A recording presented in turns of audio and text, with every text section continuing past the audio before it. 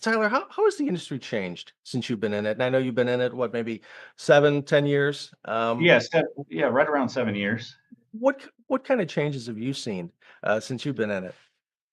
Yeah, a ton of changes. Hmm. You're seeing more people go with the model of what we're doing, building out brand new stores, building from the ground up. Um, and you're also seeing a lot of money flood into the space. They're obviously Tide is now a player. P&G is one of the biggest companies in the world, and they want to be in the laundry business. Right. And they're in our backyard, which is Hmm. fun, which is pretty They cool. are, yeah. So you know, people are starting to realize, where the laundromat industry is going.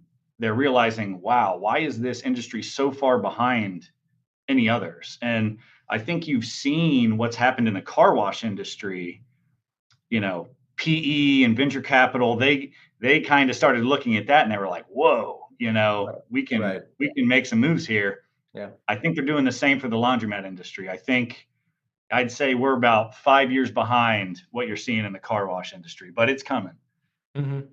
Yeah. No, it's coming quickly. Absolutely. You could kind of Yeah. use that as a template. Yeah. Right. Yeah, 100%. I mean, if you and that goes back to the point of like buying an old store and renovating it or upgrading it. Like that model is tough now because you got to be weary of someone coming right across the street with a brand new, fully equipped, fully updated store. So Hmm. even if you do increase that experience, Hmm. there's a lot of players, Hmm. looking to open these up now. Yeah. Competition has increased tenfold. Yep. Yeah, it really has. I mean, Hmm. obviously the days of just running a zombie mat and taking all the profit and not putting any back into the business, those days are over. Hmm. Uh, Yeah, they're numbered if not over it. No, absolutely.